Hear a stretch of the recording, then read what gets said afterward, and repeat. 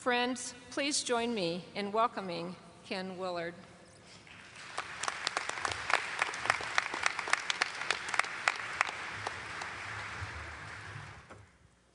Good afternoon. My name's Ken. What's your name? It doesn't work with a big group, does it? Okay, so first of all, let's do a quick activity. So if you're able, if you'll stand just right where you're at,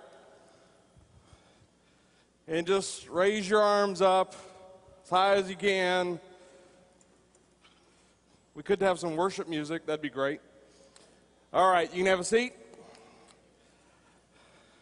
I'm very happy to be here today to talk to you about one of my favorite subjects, evangelism.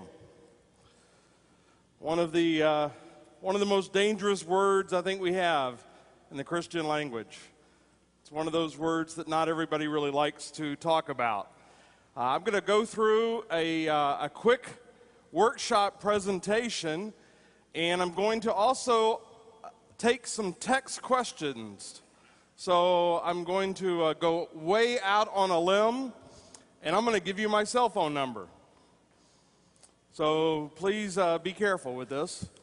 My number is 636-346-7172.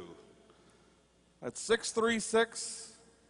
636-346-7172. And at the end of the presentation, I will try to address some text questions as we go through. I'll also have a couple of things maybe to give away as we go. Our agenda today, we're going to talk a little bit about how our world has changed. Show of hands, how many people here have noticed a change in the world? Yeah. Things have changed. We'll talk a little bit about that. We'll talk about why evangelism. Who cares? Why should we even be talking about this today? What's the purpose? We'll also talk a little bit about our fishing pond. What does a fishing pond look like for a Christian? Many times in Scripture we read about Christ talking to his followers and telling parables talking about fishing. I think it is a parable, it is a concept that still holds true today. So we'll talk a little bit about Christian fishing. What does Christian fishing look like today? We'll also talk about some ideas, some suggestions. What can we do in our local churches to get out into the world? And then finally, we'll end with some action plans. So I hope this is okay. In a smaller group, I might take questions here, but I'm not going to, so I'm going to keep going.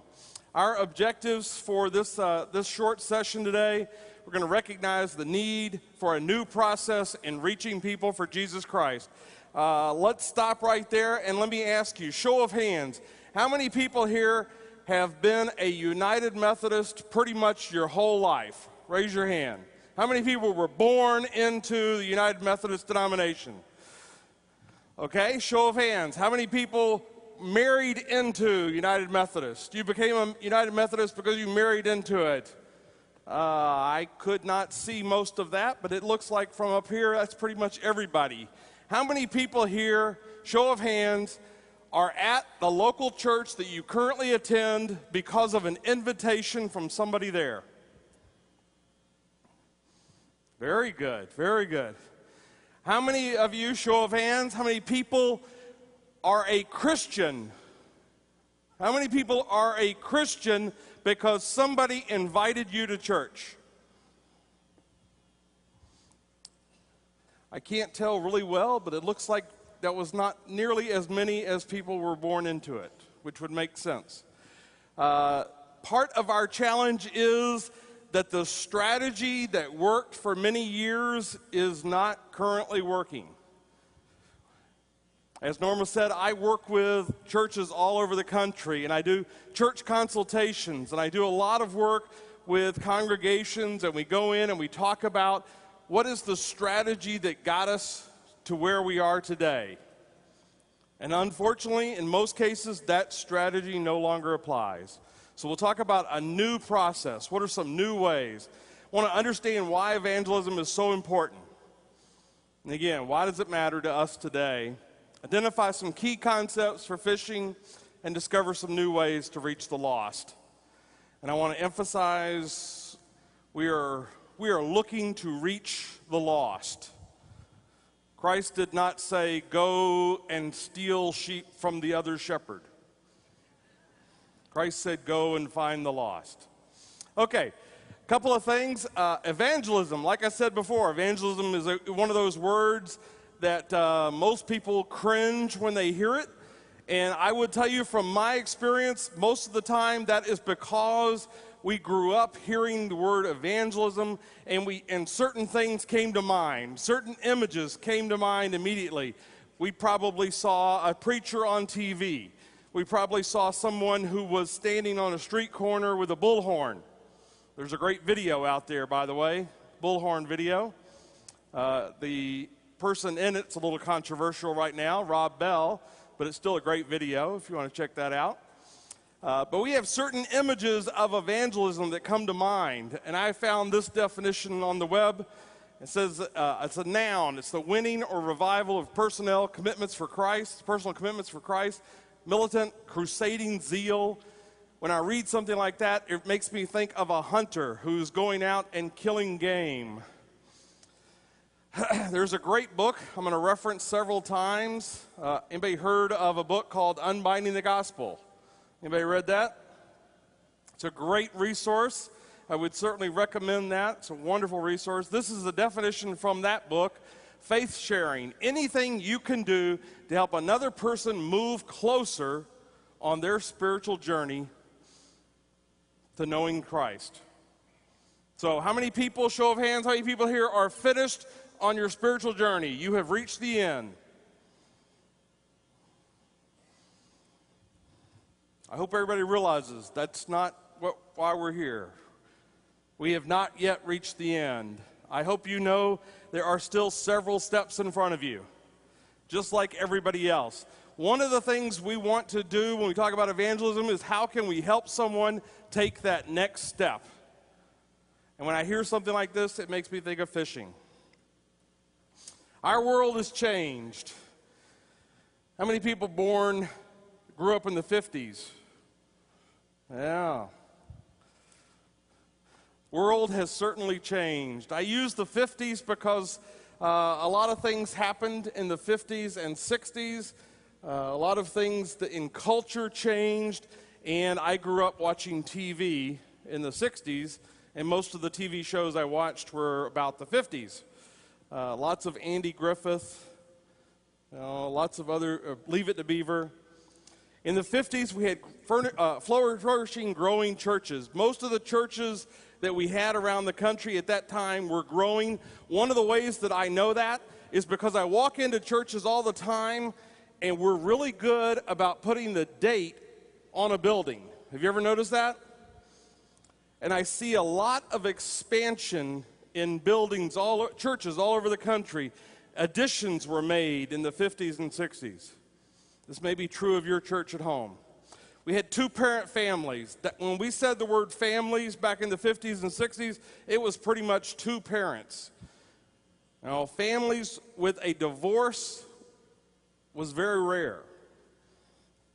Authority was not questioned, and that authority applied to anyone who was a teacher, anyone who was a police officer, anyone who was a pastor, any form of authority, anybody in a position of authority. That was really not questioned, generally speaking. The other thing was that was the era of denominations. Not just the United Methodist denominations, but pretty much all denominations, major mainline denominations, were growing at that time. And the mistake that most of us made was we thought that growth would continue forever. And the same thing is true in most of our local churches. And I would tell you you can see that again in all of the expansion that was done during that time. We really thought that was just going to continue on. Today, unfortunately, is an era of declining and dying churches. I don't know for a fact, but I can tell you in Missouri, unfortunately, we close more churches than we open most years. I'm assuming that's probably true here. If not, it's very close, probably. It's a very sad statement. Many forms of family. Family does not mean the same thing today as it meant in the 50s and 60s. Unfortunately, I would challenge you to go back to your church and look at the programs, look at the ministries that are offered in your local church. How many of those programs and ministries are designed for two-parent families? How many of those ministries and programs were designed by two-parent families? One of the challenges that we have in most local churches is the ministries that we're still doing today don't speak to single-parent families. I'll talk more about that in a little while. Everything is questioned today. Now, one of the mistakes we often make is that we take that questioning and we feel that it's a challenge and that someone is not respectful. And I would tell you, if you talk to most people, millennials especially, but if you talk to most people who were born in the last 20, 30 years, it's not a matter of disrespect. It's a matter of, tell me why. Help me understand. So I would say that part is very good. And this is certainly the big box church era. How many here attend a church of 1,000 or more?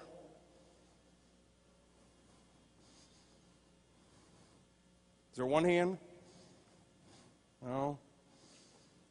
Well, often when we think about big boxes, we think about non-denominational churches. There are denominational churches that are big as well. And unfortunately, that is often a dividing line in congregations. And we say we don't want to be that church. And my answer to most churches is, I don't want you to be that church either right now. I just want you to reach one more. Just go out and reach one more. First, culture shift. I'm going to identify 3 culture shifts that I have seen going on in society. The first one is a shift from fellowship to Facebook. How many people are on Facebook? How many people are on Facebook right now? Just checking. I probably would be, but I'm not. One of the things that I often run into in local churches is this challenge of, well, that's not how you develop relationships. And I say, yes, that's true. That's not how you develop relationships. However, relationships can be developed. And I use Facebook as an example. It could be any social media. It could be anything else. In many cases, when we work with a local church, we reorganize, we restructure that church. And one of the challenges that we've run into, it's a good thing getting rid of committees. I love getting rid of committees in local churches. However, one of the things we run into is most of the time, those committees aren't just committees. Those are places where people fellowship. And they're places where people get to develop relationships. So both of these are good things. But we do have to recognize that in culture today, there is a shift going from fellowship being face-to-face, in a room, sitting down, to many other forms. It's happening all over. Another shift that we've seen in culture is a move from the attraction model to a networking model. This is obviously related to the other topic of social media, but there is a difference here. There was a time in the United Methodist Church where we could put a church out somewhere new and we could put a sign that had a cross and flame on it, and 17.8% of the people in that area would come and attend that church. That's not true today. That just doesn't happen. Putting a sign out front of a church is not enough to draw in a new congregation. Now, it will attract some people. Do you know who it will attract? Anybody have an idea? Shout it out. It will attract Methodists. It will attract Methodists who might happen to live closer to that church than the church they're attending. There's nothing wrong with the cross and flame. I love it. But I would tell you there is definitely a shift that has gone on, putting out a sign, being in an attraction model, thinking that's all we have to do, sitting back and just waiting for people to come to us is not working. We need to be in a networking mode. Okay, my first question. Somebody brought me my phone. My first text question for you. You see on the slide there, you see LinkedIn. That's an easy one. You see Facebook. You see Twitter. Does anybody know what that other symbol is? The symbol with the cross, the check mark. If you know what that is, text in, and I'll take the first text answer, and I'll give you a CD. I'm going to keep going. The third culture shift that we've seen, we are no longer in Christendom, if we ever were. But there certainly was a time, at least in the United States, where talking about religion, talking about church, talking about, things that we believe in, faith in general was more accepted. One of the ways we know that was something called the Blue Laws. There was a time, I'm sure, in this area, in Iowa, all over the country, where not many things were open on Sunday. Does anybody remember that? What could you do on Sunday several years ago, 20, 30, 40 years ago? What could you do? Go to church. Did you go to the grocery store? Did you go see a movie? Would your kids have soccer practice that morning? Things have changed. Things have changed. And I often run into this in local churches. People get upset about this. People are very passionate about it. My reply is usually simply, we can't change that. We can't go backwards. God has allowed us all the time we're going to get, but that time always goes forward. There is no way to go back. So we certainly live in a more secular nation now than we used to, however you want to define it. I do love this sign. I don't know if you can see it well. No politics. No candy, no magazines, and no religion. It's a sign that's actually available for stores to put up. All right, so why evangelism? I hope this part's easy. We just saw it on a video, so I'll share it pretty quickly here, but why evangelism? I think it's pretty important because Christ said it. This is probably the one scripture that I use more than any other when I do a church consultation. We go back to this very often. And one of the things that I've learned over the few years of doing this is that for some reason, as Christians, we seem to have forgotten that second word there. I know it's short, I know it's only 2 letters, but somehow we have forgotten the part where Christ said, go. Somehow in most local churches, we have heard this or interpreted this as therefore stay and make disciples of each other.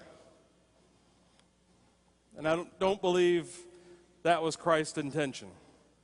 He said, therefore, go. So why evangelism? I would certainly say it's a pretty good thing to do what Christ instructed us to do. I would also say we've heard this several times today already. The mission of the United Methodist Church. Mission of the Methodist Church is to make disciples of Jesus Christ for the transformation of the world. Now, I will tell you, at least in my experience, and I'll share this with you so that you can go back and maybe have a discussion at your church. Most of the time, we interpret this, we hear this statement, we read it, and for some reason we filter it in such a way that the make disciples is all internal. You ever experience that? Local church, we read that and we think, well, yes, once they're here, we need to make them into disciples. I think that's a very dangerous viewpoint. We go back to what Christ said. He didn't say stay. He said, therefore, go and make disciples. And I think it's a both and. It's not forget us, only focus on the lost. But I think it's got to be both. Otherwise, we're selling ourselves short here. Mission of the church is to make disciples of Jesus Christ. How many people here are members of a local Methodist church? All right. As members, I hope you remember taking this vow. You will faithfully support this local church in its ministries with your prayers, your presence, your gifts, your service, and your witness. Now, I'm here to tell you, brothers and sisters, if you took the vow during a time when it didn't say, and your witness, it does now. You have just taken that vow again. So Christ said it. It's part of the mission of the United Methodist Church, and it's part of our vows as members of a local Methodist church. Evangelism is pretty important. There's a good book out there called Breaking the Missional Code. I would recommend this book. If you haven't read this, I'm going to share with you quickly a few things from that book. And by the way, you can stop texting. Oh my goodness. Wait till my wife sees this. The winner is the last four digits. Oops, I went too far. Here we go. Last four digits are 6648. So if your phone number ends in 6648, you just won. The social media icon on the screen was Foursquare. How many people checked in when you came here this morning? Just me. Okay. Breaking the missional code. Jesus gave 4 directives to outline the missional mandates of the church. I'd encourage you to look these up, these scripture verses. We're not going to go through them, but I hope they're familiar to you. We are sent. Again, it wasn't just in Matthew 28, 19, and 20. Christ said it several times. He actually sent his disciples out several times, but we are sent to all kinds of people, not just those who look like us, not just to those who are our age, not just to those who like our music. That's a whole different tangent we could spend a lot of time on. I love talking about music. Congregations are very passionate about music. We're sent to all kinds of people with a message that's unique to us and empowered by the Spirit. Just like in Matthew 28, 19, and 20, Christ is not sending us out alone. He is with us. I use the term lost sheep quite often when talking with congregations, working with congregations, getting them to understand their community. Like I joked before, it's not about going out and stealing sheep. Now, I'm not saying we turn people away if they've ever attended another church somewhere, but I would certainly hope that our efforts don't focus on taking people from other churches. My answer is usually hallelujah. God bless you. Even if it's not Methodist, attend a church. But I love using this definition. This is from Gallup. When we talk about unchurched, who are we looking for? Who are we talking about? We're talking about those who aren't members of a church or who haven't attended services in the past 6 months other than weddings, funerals, major events of some type. How many people know someone like this? How many people know someone like this? It looks like most people know someone like this. Those of you that didn't raise your hand, here's my challenge for you. Find someone like this. They are out there. They are out there. 80 to 90% of our churches are not growing right now. This is across the country. It's not a happy statistic. Unfortunately, it's true. There's one study that says 40% of our population attends service each week. I don't really agree with that because I've yet to find that experience. I've yet to see that really happening in a community. There are many different studies, depending on who you read, which author, which time it was done, but there are many different numbers out there. The one that I hear more than anything else is 20%. In most communities, around 20% of the people in that community are attending church on any given Sunday. Now, I'm not talking Easter and Christmas or Mother's Day. Those are the top three usually. But I am talking just the rest of the year. And one of the things I would encourage you to do is to use some kind of demographic information. And I should have asked this first, but does Iowa use Mission Insight? I should know this. I did a consultation here a few weeks ago. You guys use Mission Insight? You guys know what it is? Okay, I would encourage you when you go back to your local church to run a Mission Insight report. You can actually get 4 different versions of it. But I would encourage you to do a Mission Insight report of your local community. Now, I will tell you, in my experience, the biggest mistake most churches make is they go too far out. They go 5, 10 miles out. And the answer that I tend to get from most congregations is, well, that's because that's where we live. And I would encourage you, narrow that field. Think about your mission field for your local church as a 1 or 2 mile radius. Now, if there are no homes in that 1 mile radius, go 2. If there are still no homes, go 3. But I would really caution you from going too far out. That's the biggest mistake I see all the time. Narrow your mission field, look at that, and get to know your community. And understand that whatever that population number is that comes out on that first page, about 80% of that number are not attending church on any given week. And that's true in just about every community across the country. It's actually much higher in the Northeast, and it's a little lower in the Southeast, South Central. 90% of active church attenders have no intention of ever sharing their faith. There was a Pew survey done several times, and this is the number that comes up most often. So if we're thinking that our congregation is going to go out and share their faith, I hate to tell you, but that's probably not going to happen. Only about 10% of people are gifted with the spiritual gift of evangelism. How many people feel they have the spiritual gift of evangelism? I see 5 hands. It's a lot lower here. Typically, 10% of most congregations have someone there has a spiritual gift of evangelism. One way you can tell is do an evangelism workshop. The people who show up for that workshop are the ones who are already gifted with evangelism.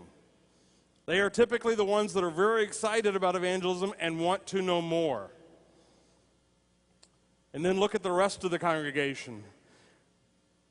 I would tell you, encourage those who have the spiritual gift, throw some fuel on that fire, but figure out a way to reach the other 90%. Figure out something that will work for the other 90% to help them understand. Hopefully you can use some of the things we're sharing today, but figure out a way for them to share and get to know people. The cup model is a model for discipleship, where as we grow as disciples of Jesus Christ, our cup begins to overflow, and we can't help but share that with others. So I would tell you that evangelism, sharing, growing, building relationships with the unlost, with the lost, the unchurched, has a direct connection to discipleship. And unfortunately, in most churches, we're not making that connection. So that's a connection I would encourage you. Fishing versus hunting. A couple of key things here. Hunting is confrontational. It's based on, going out, shooting something. Uses the one-size bullet. Whether you see a deer, an elk, a squirrel, whatever, you've probably got one bullet in that gun. That's what you're going to use. Take your best shot. It's over. You scare the animal off, probably. The animal has no choice. And you need to be a skilled shot in order to make that work. Fishing is very different.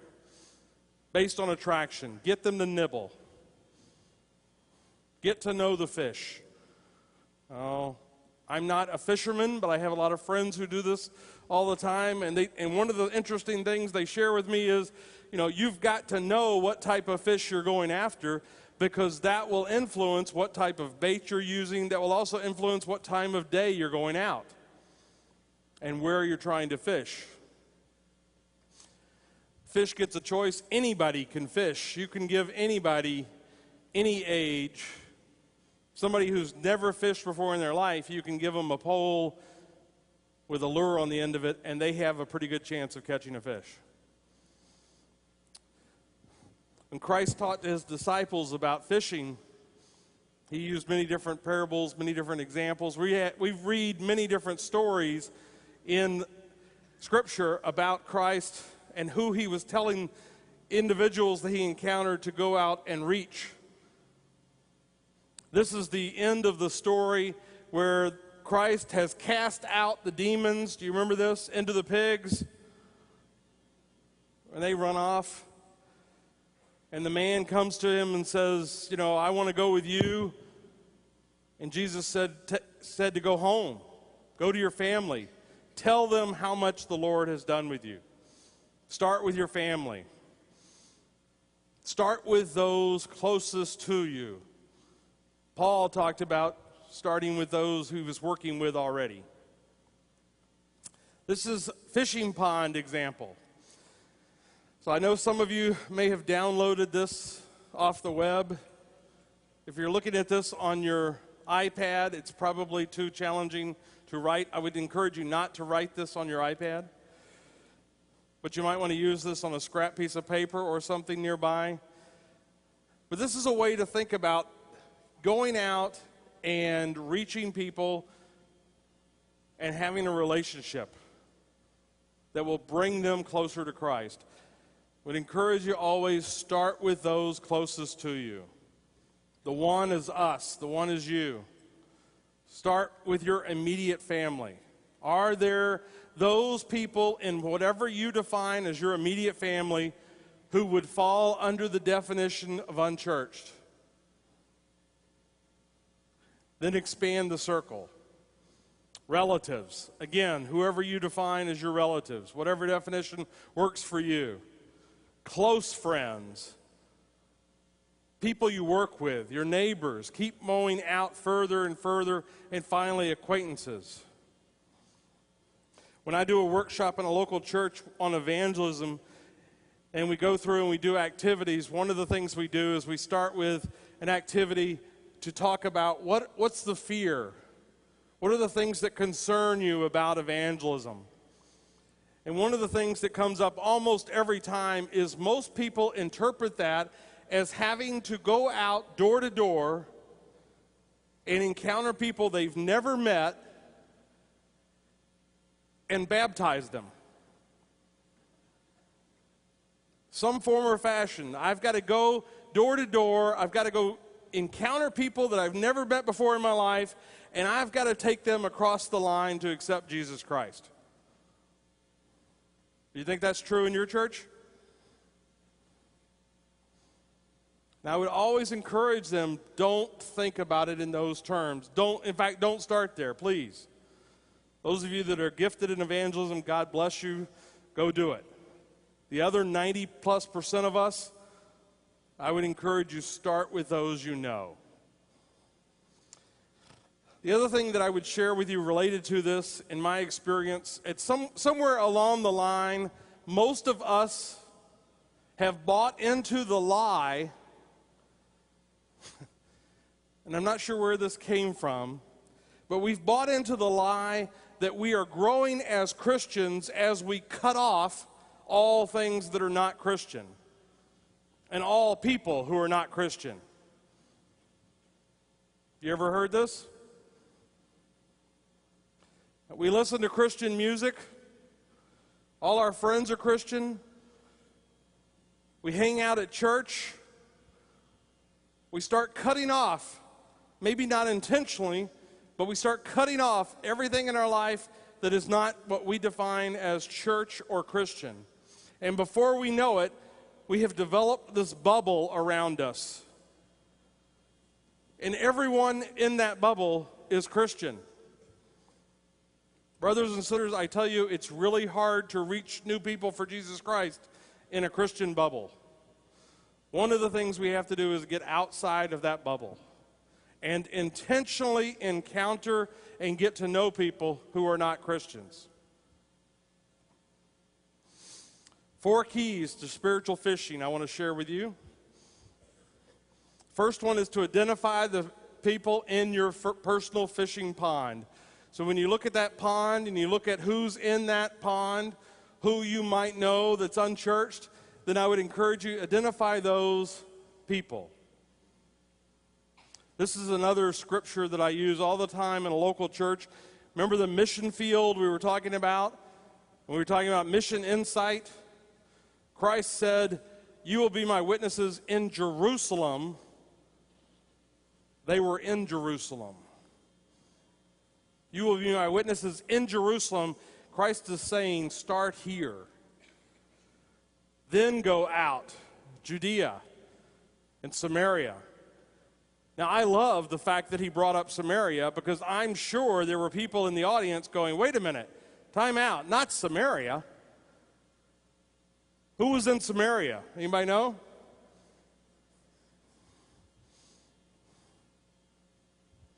Yeah, people that nobody else wanted to reach. His disciples did not want to go there.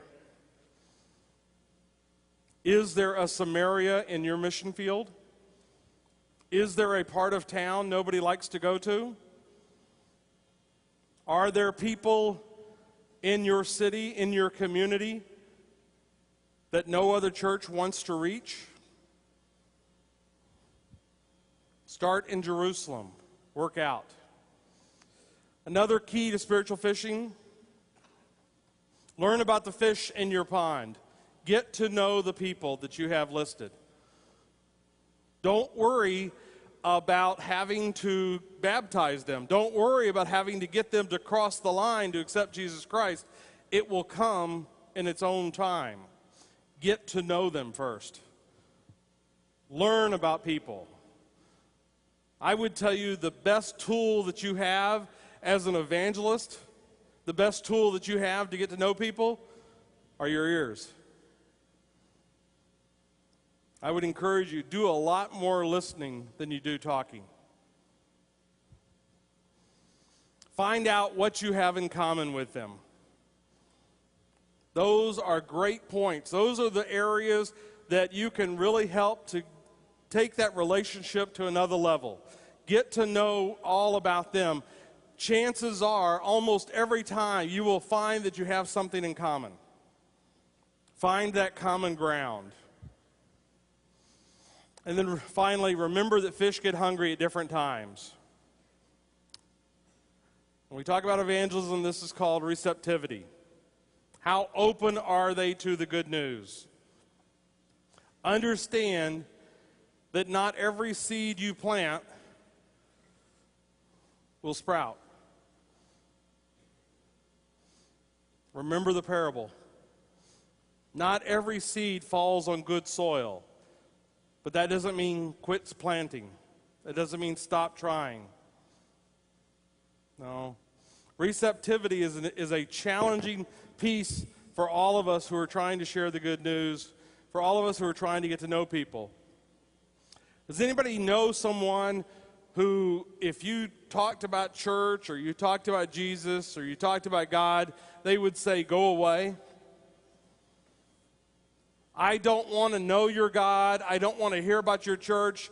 Don't talk to me about Jesus. That's a -6 on the scale.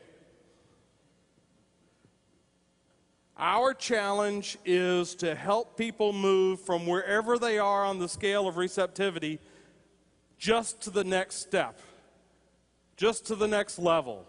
Don't worry about taking them from -6 to accepting Jesus. Focus on taking them from -6 to -5. Now, I would tell you, my experience, there's really only one way, or at least this is the best way I have found, to take someone from -6 to -5. And it's prayer. Pray that they recognize an unmet need.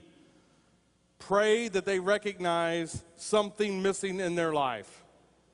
Get your church to pray for it. Get others to pray for it. This is not an argument to win. This is not a scripture challenge to get into. Someone who's at the -6 level, the best thing we can do is pray for them. I don't know if you've ever seen this model used before, but I thought it was interesting. It's something that I've shared many times in different churches. This is a great way when you're talking to someone who does not know Christ, who has not heard the good news, someone who is at that interested level. They're not -6, but they're interested, but you're just trying to maybe explain a little bit more. And you can draw this out on any piece of paper. You can show that here's God and here's us.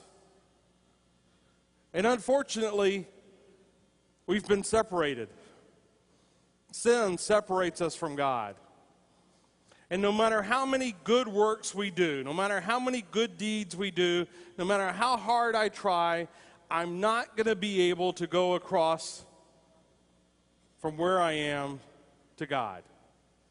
But I don't have to do it. The good news is Jesus Christ has already done it for me.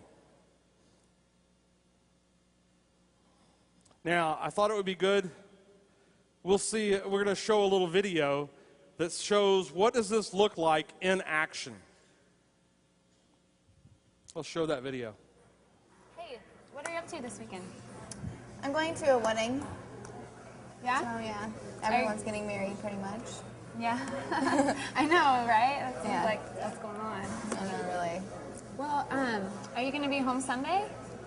Yeah, I think so. Okay. I have this church youth group that I think you would like. Really? You should come with me sometime and check it out. I mean, yeah, maybe sometime I'll go with. Yeah, I mean, you're more of like a religious, like churchy person than I am, and it's not really for me or whatever, but I mean, I'd go maybe sometime just to like meet people or whatever, but I mean, we'll just see how things go, I guess. I'm really busy a lot. Sometimes I work on Sundays and stuff, so. Well, you say like I'm religious, but for me it's not more about religion, it's like about a relationship with God. I have this really cool diagram. Would you like me to show you? It kind of describes how I have a relationship with God. Yeah, sure. Okay. I'll just use this. Okay. Okay, so here's the thing. There's this big gulf, right? Does that make sense? Like think of them as two cliffs, right? Okay, one side you have God. Okay, and He is holy, like holy, perfect. I mean, He's God. He's ultimate. He is good. Like He is holy and perfect. And we have us over here, people. All right, we're separated from God because of we're not holy, we're not perfect, we have sin, imperfect, just basically the opposite. And yeah, we can do good things, but I mean, we have all this, we lie, we cheat, we steal, all these things that we've done. I mean, I'm not even nice to my friends sometimes, talk about them behind our backs and stuff, and we know, like, we don't treat people how we want to be treated, like selfishness. Yeah. All right, so, like, the thing, we're separated from God because of this, because of sin, okay? And so God, in response to our sin and stuff, He wants to bridge that gulf. He wants us to be able to talk to Him, have a relationship with Him, and not be separated anymore. And so He sent Jesus, His Son, who came and died on the cross and bridged the gulf between us and God. he like paid the penalty for our sin. Our penalty was spiritual separation from God. And Jesus came, he died, he took our sin upon himself, died on the cross, and paid for our sin. Cool. So that's like what your relationship like consists of. Like that's how you have your relationship Yeah, with God. that's how I have it. That's how I know him, and like I can speak to him because of what Jesus Christ did. Otherwise, I'd be separated from him for eternity. Yeah. That's cool that, I mean, you have that in your life. I mean, I don't know if I necessarily think that it's like for everyone, but you know, it's cool that you have that like for you in your life. Well, I mean, I know you feel that way, but like Jesus says, I'm the way, the truth, and the life, and no one comes to the Father except through me. And so I believe that it is for everyone. But I mean, it's okay that you disagree right now. If ever you like change your mind and want more, like want that relationship with God, I mean, I'm always open for you to just come talk to. I mean, you can come to church with me, learn more about it if you want. Okay. I mean, like, I'm willing to go with you to church sometime or whatever, you know, like, that'd be cool. Like, right now, like, I just don't feel like this is for me, I guess, really. I mean, but thanks for, like, being open to, like, saying I can talk to you about it and stuff. So, I mean, that is cool. But right now, I just don't feel like it's for me. But, so, awesome. What'd you think?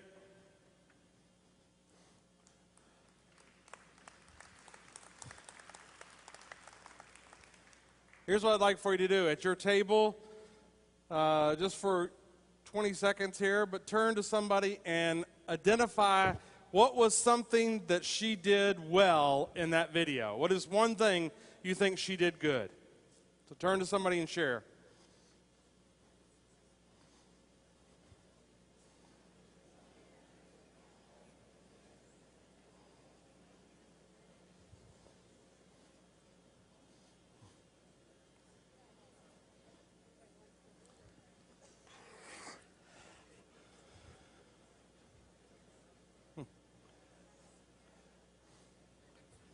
All right, so a couple of interesting things. Again, big room, lots of people, hard to have some interaction like this, but I'll point out a couple of things that I've gotten from other groups when I've shared this video or something similar.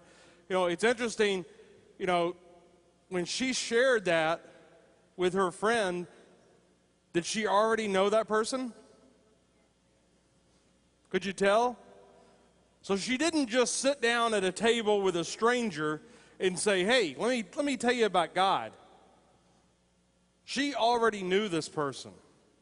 I would say that's a great learning tool for all of us. Start by getting to know someone. The other thing, so did this work? Is she coming to the church Sunday? I don't know. According to her, probably not. But she planted the seed. Hopefully this is somebody she knows. Hopefully this will be an ongoing conversation. All she was looking to do, and this is a great model, is to help that person take the next step. She wasn't worried. She wasn't focusing on having her accept Jesus Christ right there in the cafeteria. She's just trying to help her take the next step. I think it's a great model for us to use. I hope you got something out of that. Here's what I'd like for you to do. Oops.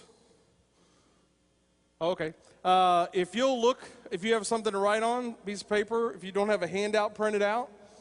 By the way, this presentation, there is a participant workbook that's online, so if you wanted to get some additional pieces of this later, you should be able to download it. But I'd like for you to take just a second, and I'd like for you to actually write down what's the name of someone you know that fits into that category of unchurched,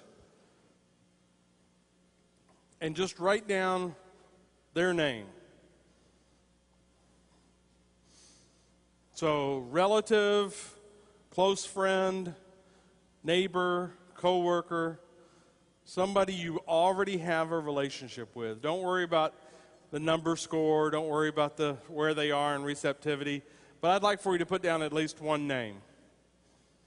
because I'd like to challenge you this next 30 days to take a step in helping them take their next step.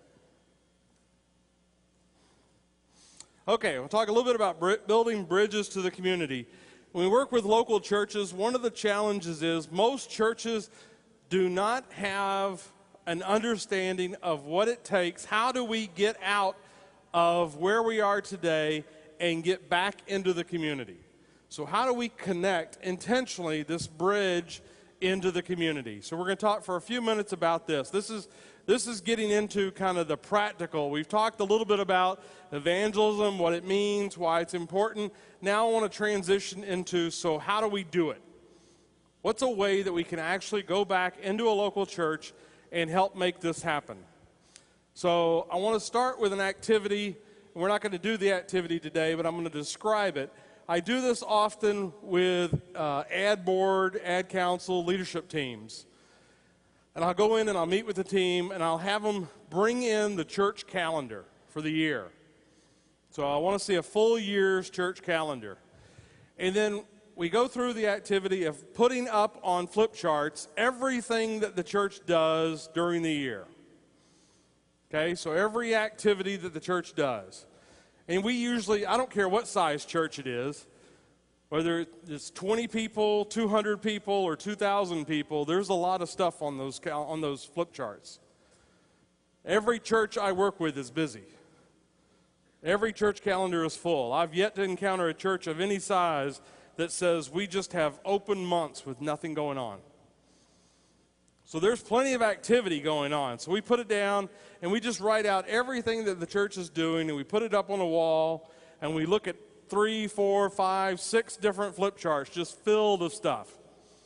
And then we start going through and we start categorizing. And I like to use these 4 categories. I know that there are other categories, but I would tell you in my experience, most everything that a local church does is going to fall into one of these 4 categories. Okay, the first one is fellowship. How many people here have fellowship events in your church? Yeah, I've yet to come across a church that didn't. We love fellowship. Amen? There is nothing wrong with fellowship. Fellowship is not bad. So be careful that you don't hear Ken say fellowship is wrong and we should stop doing it. Fellowship is great. We do a lot of it. That's usually the challenge.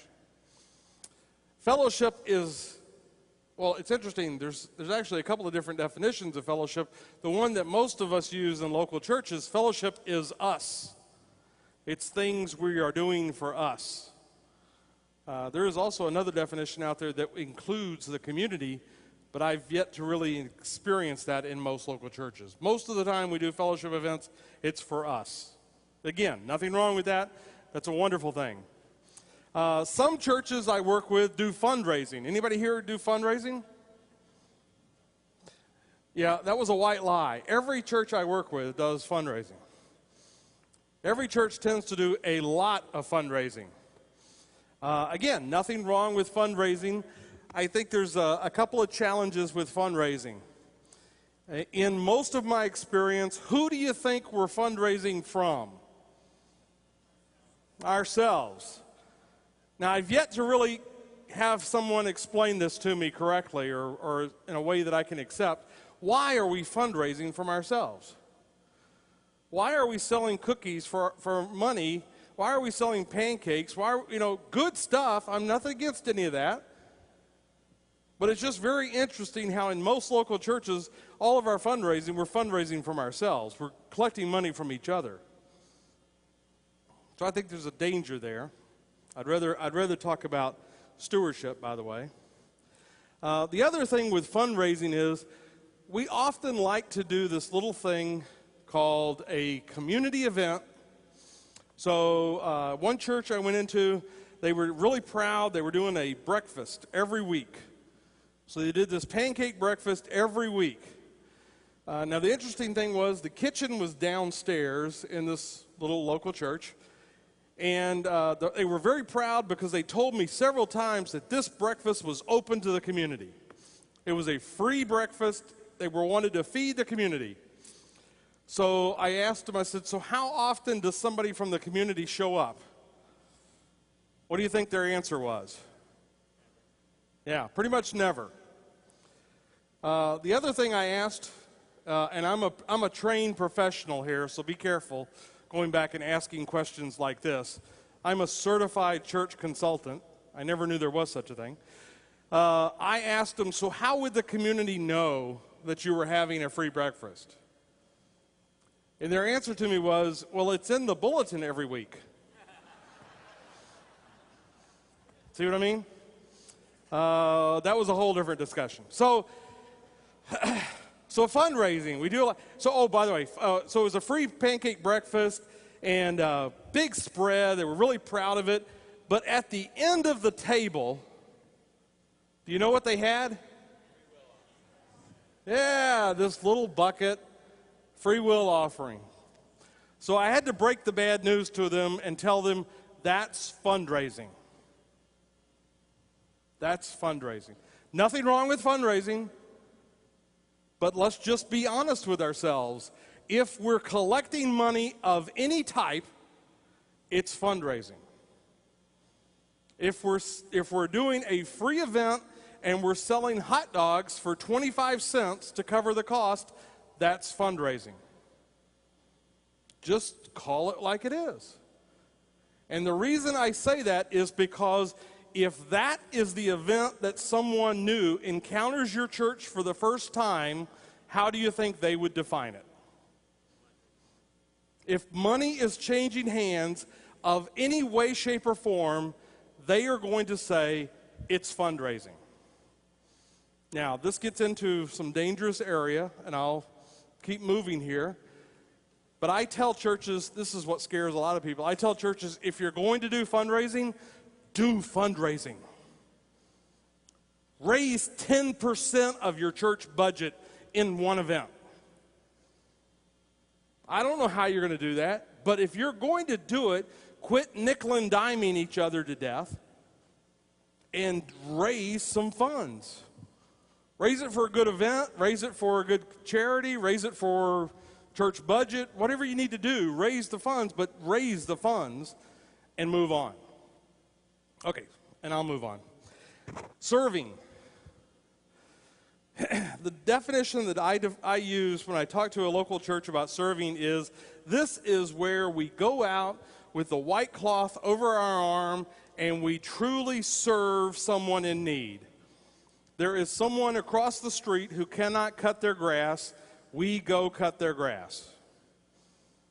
Okay, now, I'm not saying we go cut their grass wearing the church hat and the church polo shirt with the, right? Does this sound familiar?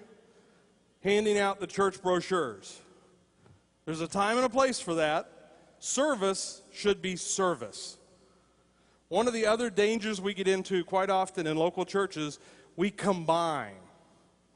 And we say, well, this is really, it's fellowship, but it's also serving. Or it's fundraising and it's fellowship. And I would tell you, again, any size church, be clear on your intentions, do one thing and do it well. Because typically what happens is we don't have our intentions very clear, and then we're not really sure what was our goal. What were we trying to accomplish here? So the fourth one is bridge events. And this is the one I want to talk about. But if you want to, that's a great activity to use in your local church, to go back and to look at the events the church is doing. Where do they fall? Bridge events. Bridge events are an event that we're doing, and we are intentionally trying to connect the unchurched in the community to our church in order to get them to come and experience us. And I would say, for simplicity's sake, attend a worship service. And I know what many people will say, there are other ways to encounter the church. Yes, that's true. But I would tell you, one of the best ways to experience a church is the worship service. So figure out an event that you can do in your area, something that you can do, and it needs to be free. Because if it's not free, what is it?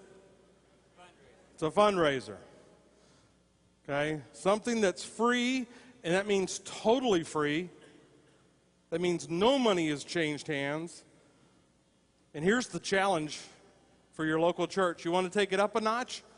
If somebody shows up and wants to give you money, turn it down. How's that feel? That's usually very uncomfortable in local churches. But you want to make this a real bridge event? Turn it down. Do an event that will get people to come and see we are good people. This is a nice place. We're just like you. We care for our community. Now, what that bridge event is, I can't tell you, because you need to find out what is going to work in your particular local community. I will give you some examples in just a second, but I want to tell you, the examples are not to be copied. You really need to make sure you're doing something in your community that works just in your community. Find out what's best for you. So a bridge event is something that you're doing free. It's something that's open to the community. It's something that people are going to come and experience us and understand we're just people like you and that we love our community. And in some way, at some time, they will receive a short invitation to come back for a worship service. And here's what that invitation can sound like. We want to thank you for coming out today. We really appreciate you showing up for our event. We really love this community, and we are thankful that you allow us to be a church here in this area. We just want you to know that if you don't have a church home, you are more than welcome to come and worship with us. We have services on Sunday at 8:30 and 11 o'clock. Thank you very much for coming. I think that usually takes about 15 to 20 seconds. That's all you need to do. Invite, let people know that it's okay, let them know when to come. I will tell you, in my experience, most of the time churches try to do an event like this, that's the piece they forget. I know it's simple, and I know most of us in here are probably shaking our heads, but that's the piece most local churches forget. We forget when we have an event to do some type of invitation, come back and worship with us. That should be the intent of this event. Okay, we are trying to connect to the community. It's a bridge. The bridge should go both ways. All right? I want to talk real quick about connections. All right? So you do a bridge event. It's successful. People come. They experience your church. They love it. It's a wonderful time for all. And they show up in service on Sunday. So it's a wonderful thing. We win, right? The challenge in most local churches, we're not ready for that.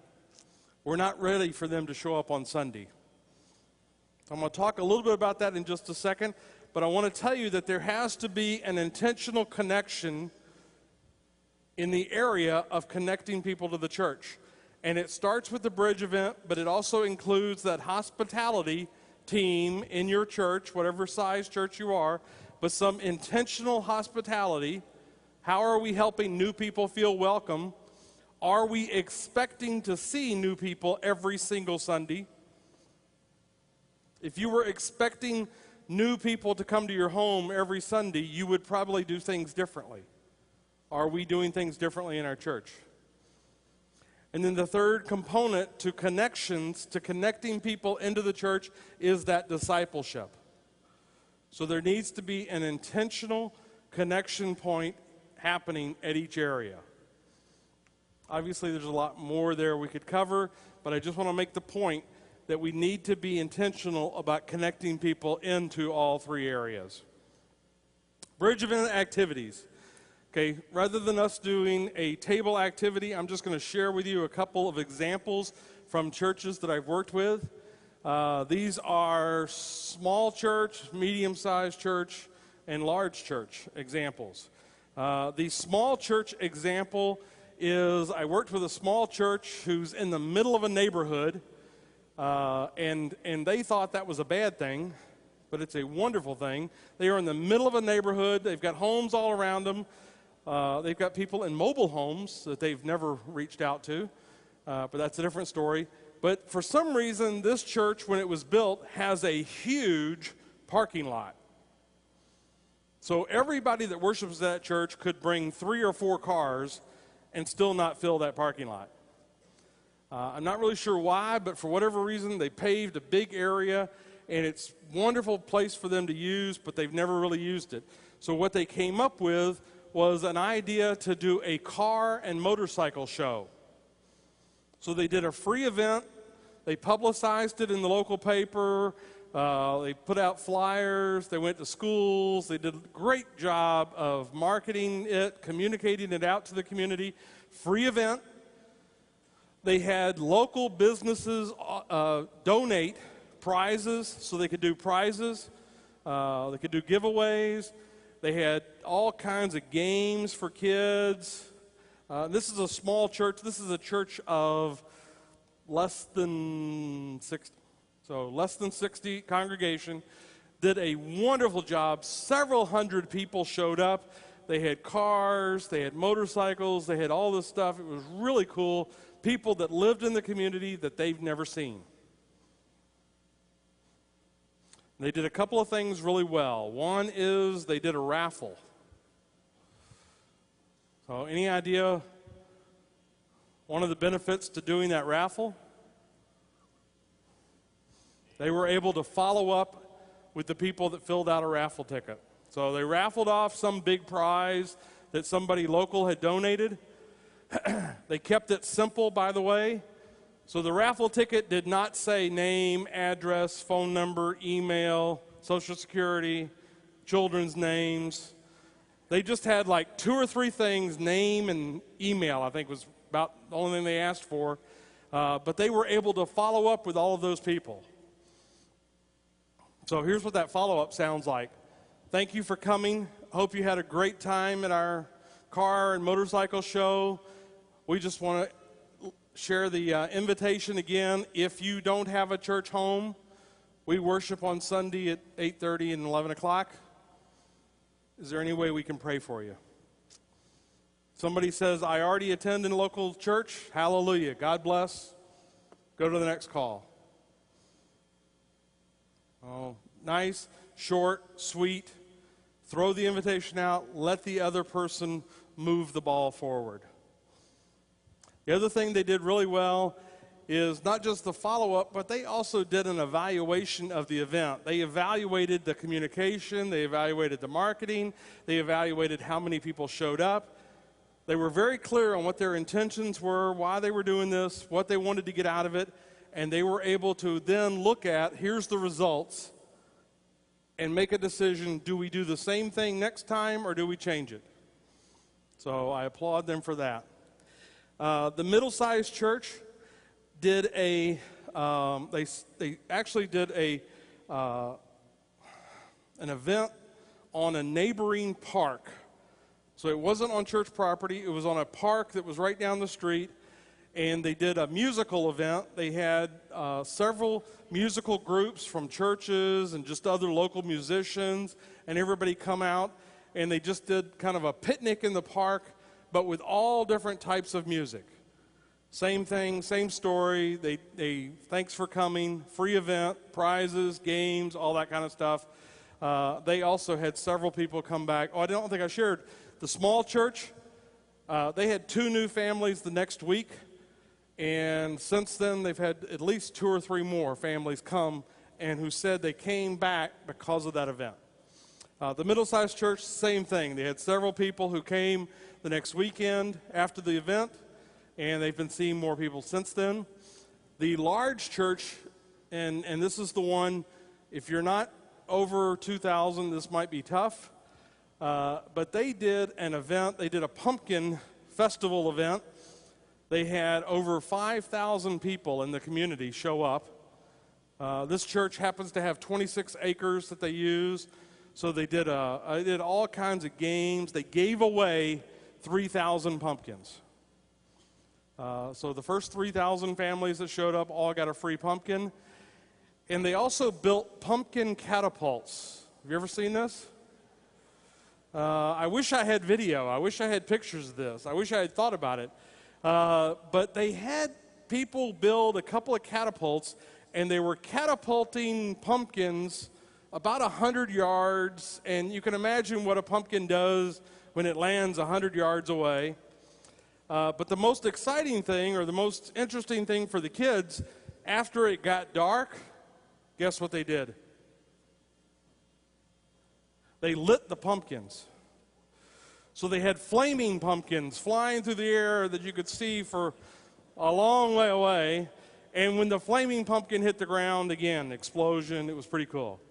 So, again, not to copy, but just some examples of bridge events in order to get the community to come and encounter a local church in a safe environment. We're just people like you, and we care about our community. So bridge events, very important. Go back a couple of times here for breaking the missional code. Churches think they can grow without change. Change is a scary, scary thing for most churches. Most of us would much rather do just about anything than change. Most churches I talk to tell me they want to reach young families. That's probably the number one thing I hear. We'd like to reach young families. We remember when there were children coming here. We remember what it was like to have those classrooms full. And the challenge is they want to continue to do the same thing they've been doing. And I think Einstein described that as the definition of insanity. Continuing to do the same thing, but expecting different results. Change has got to be an important part of it. It's important that we as church leaders understand and recognize there's three aspects to relational evangelism. So what we're talking about today, relational, making friends of people first. Three aspects. Church vision is important. Where is this church going? Where is God calling this local church to go? In my experience, most churches have no idea. Most churches, the goal is to survive another year. And I will tell you, for unchurched people, surviving another year is not a very exciting vision to come and get involved in. Need to understand how to invite guests into our churches, and then how to make them feel welcome. And we'll talk about that again in just a second here. Evangelism takes place best when unbelievers are already connected in to the body of God. How can we get people connected first so that they can make a dangerous decision in a safe place? Two main keys to healthy evangelism: relationships and prayer. And I would hope that in your local church, these are the top two things being taught when we talk about reaching out and encountering new people. How can we build relationships? And let's cover this in prayer. Now, this is an interesting one here. There are three things that are not important when it comes to relationship evangelism: programs, buildings, and pastors. No offense to the pastors. But too often in local churches, we think those are the answers. We think if I just find the right program, if we just read the right book, if we just have the right ministry in place, people will come. And I hate to tell you, but that's probably not true. And somehow we also bought into the lie that if we build it, they will come. And while that may have been true at some point, it is not true today. And unfortunately, I do run into a lot of churches who still feel like that's the answer. If we build a new whatever, if we build a new education wing, if we build a new fellowship hall, if we build a new multi-purpose, we've got to have a gym. That's probably one of the ones I hear the most. If we just had a gymnasium. And I can't tell you the number of churches I've gone into across the country that have an empty gymnasium. And nobody's using it. Or if we just have the right pastor. If we just get a young pastor with a family, that will solve everything. Unfortunately, that's not true either. It's not about church membership. It's not about church growth. The other thing I run into as a consultant quite often, people get very uncomfortable about numbers. For some reason, we feel like numbers are evil. Numbers are bad. And we feel like sometimes evangelism is all about numbers. And I would hope that you understand that's not the case. I would also hope you know Scripture well enough to know somebody counted how many people Christ fed. There were ushers there. Somebody knows. Those numbers are important, and I would tell you those numbers are important because those numbers are people. When I work with a church, I always ask them about numbers. I always talk about attendance. I don't ever talk about membership, because membership, to be very honest, really means nothing, unfortunately. But I talk about attendance. I talk about number of children. I talk about numbers quite a bit because they're people. They're individuals. I think they're all very important. It's about a relationship with God. This is also from Unbinding the Gospel. And this is a direct connection, I believe, and I hope you see it, to the fishing pond when we talked about before. Start with those you know. In the book, Martha Grace Reeves talks about starting with our children. We have unfortunately in most churches lost at least 2 generations of children. And there are some wonderful books out there now that really go deep, and I'm not going to try to go into it, but if you want to read Almost Christian and Slow Fade are a couple of wonderful books. Also, there's a book called Millennials. But talk about how really the fault is ours as a church, and it comes back to we did not raise our children in such a way to keep them in the church. We tried to be a little too friendly, a little too nice, a little too easygoing. We didn't want to step on anybody's toes. And what happened is we've got a couple of generations that don't feel that it's very important to go to church anymore. So starting with children, children's friends, regular attenders, working all the way up, the very top, the very last place is unchurched. Those who are different and unchurched. And I would say it's very close connection to the fishing pond, and I hope you see that. It's starting with those we know rather than going door to door. Relationships with God. The one here I would tell you is in most of our churches, we feel like as long as we're busy, as long as we're doing church stuff, that means that we are growing as disciples. And one of the things that I've learned is church attendance, the number of years we've been attending church, Sunday school attendance, the number of things on our calendar that have the church written next to them, none of those really equate to growth as a disciple. Because we can be very mature or immature and still have done both. We have many people in our churches who have been attending our churches for years, who have been attending Sunday school for years, who have been very busy in the church, but have not moved forward on their spiritual growth path during that time. And one of the things we have to do is connect back to discipleship. Help people understand what does it mean. A couple of practical things, no offense to UMW, but I found this example in a bulletin, a church I was working with. Church language is often very challenging. Oh. So if you had not grown up in the church, you've never attended church before, this is your first Sunday, you walk in and you look at this in the bulletin, do you think you would understand? Again, no offense, it's not UMW, it's really all of us. Look at your own church bulletin when you go back.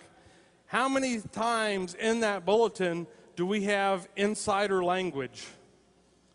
How many times during a worship service are we using words and phrases that only those who grew up in the church would understand? If we truly want to reach the unchurched, one of the things we need to do is change our language. We need to learn to speak a better language. We need to break down, unfortunately, this creates a barrier.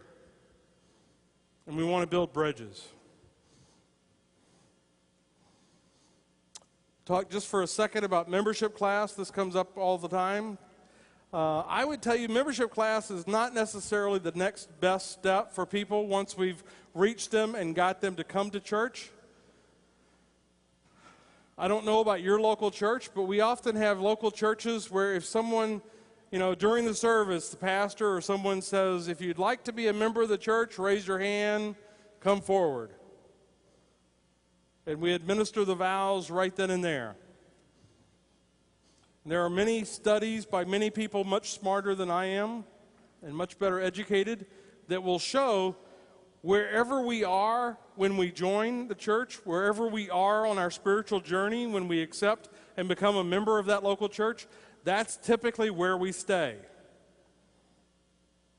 Because the thought process is, well, you accepted me here, you made me a member, and I don't know how to pray. You made me a member and you never told me how often I'm supposed to come to church. You accepted me as a member of your church, but you never taught me about tithing. So that's where most people stay. I would tell you, set the bar high. Have clear expectations. Has anyone actually said to the congregation, the expectation is that if you're a member of this church, you are here every single Sunday unless you are sick, out of town, or at work? Has anybody ever said that? No, I don't know. But that's setting the bar high, and that's being very clear about the expectations. And I would tell you there's one word that shares the difference between being an attender and being a member. Anybody want to take a guess? Commitment. Commitment. Now, I would hope that in most of our local churches, it's okay to attend without being a member. And I would hope we encourage that. I'd rather have somebody come and attend until they're ready and prepared to be a member and to take it seriously. And unfortunately, I think that's what got us to the point where most of our churches worship half or less of the members on rolls. Most of the churches I go into, the average attendance is half or less of what the membership is. Now, we talked a lot about the front door and getting people to come and worship, getting people to come and experience us. I would tell you part of the challenge is also closing the back door. We want to be careful with that. Fellowship versus hospitality. The challenge there is fellowship is usually just about us. Hospitality is opening that door. And if you want a practical thing to do when you go back to your local church, here's a fun, free thing you can do to help your church be more inviting. Open the front doors. Whenever your worship is, if your worship is on Sunday at 11 o'clock, I would encourage you at 10:30, open the front doors. Keep them open for a few minutes after you start your service. Put your greeters outside. Because what's happening is we have closed doors in most of our churches, and that's what the neighbors see. They see a few people going in every Sunday, and the doors closed behind them, and they have no idea what's happening behind those closed doors. And I know everybody immediately thinks of those few days during the year where it snows or something like that. Yes, I give you that. But every other day where it's beautiful weather, I would encourage you, open those front doors. Radical hospitality. This is a great discussion to have in your leadership team when you get back. Talk about what's the difference between hospitality and radical hospitality. And I'll give you a couple of examples. Hospitality is when someone comes to your church for the first time, they're expecting to be greeted. They're expecting for somebody somewhere to say hello. They're expecting to have a place to park. They're expecting to have a seat to sit in. If they have children, they're expecting for there to be a place for their children to go during service. That is baseline hospitality. And unfortunately, that's where most of our churches stop. Radical hospitality means unexpected. You know, and this is a great discussion to get into. How far can we take it? I was at a church one time and they said valet parking. I said, yes, go for it. You know, that would be radical. If you don't want to do valet, here's a radical idea. Give the first-time guests, give the people who are coming to your church for the first time, give them the best parking spaces.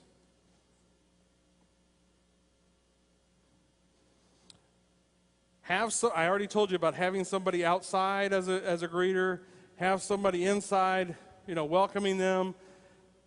Where do you think a new person coming to a church who doesn't know church, who's never been to church before, this is their first time, where do you think they want to sit?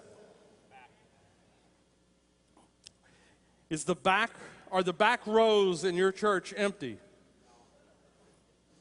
No. If we really want to welcome someone, if we want to make them feel welcome, I would tell you, empty those back rows. Move people forward, because if you think about it in terms of someone who's never had church experience before, the way they are going to learn is by watching us. When we stand up, they're going to stand up. When we sit down, they're going to sit down. If we pray, then they can see it, they're going to pray. They're going to try to copy what we do. You can't do that from the front row. New people want to sit in the back. New people who don't have church experience. Okay, I would tell you, empty the back row. I heard a pastor one time say to all the members in his church, he said, we need to understand, park far, sit near. Park far, sit near. And in fact, he had the whole congregation. Let's try it right now, one time. Park far, sit near. Help the congregation understand, if we really, truly want to reach new people, and we want to make them feel welcome, that's one of the things it will take.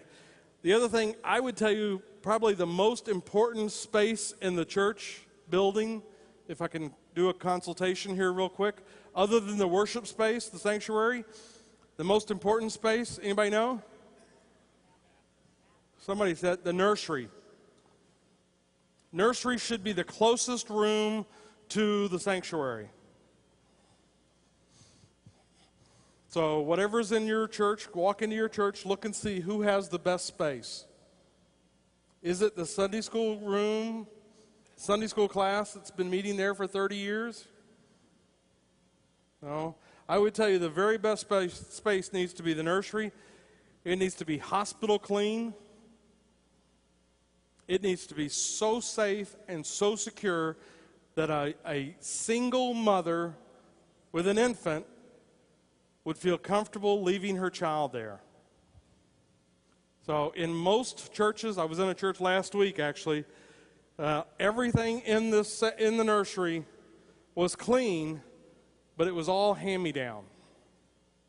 Everything in there was stuff that other people's children had outgrown, and they donated to the church. In fact, one person was pretty proud because they shared with me, well, we tried to sell it, but nobody would buy it. So we gave it to the church. So they have a nice wooden table in the middle of the nursery. And they have toddlers and nursery age kids walking around. And I tried to explain to them, so no mother is going to want to leave her child who's learning to walk in here with this big wooden table. We need to think, and if you don't have a single mother in your church, you probably have one in the community. Go find someone, go find a teacher, go to a school nearby and say, hey, would you mind coming over and just give us an evaluation of our nursery? What do you think? What do we need to do? All right. And then visitor versus guest. Language is important. When we have a visitor come to our home, typically it's unexpected. Most of us will not even open the door all the way. We want to know, why are you here? What do you want? But a guest is expected. And I would encourage us to start thinking about new people coming to our services as guests and not visitors. That language is important. We've already talked about all of assimilation and connections. Here's what I'd like for you to do. I know we covered a lot of stuff in a short amount of time, but I'd like for you to take just a minute and jot down. If you don't have a handout, just anything, any piece of paper will do. What's a key learning or two from today? What's something that you can take back and share with your church? If you'll jot that down. And I'd also challenge you, in the next 30 days, what are you going to do different? If you'll write that down as well.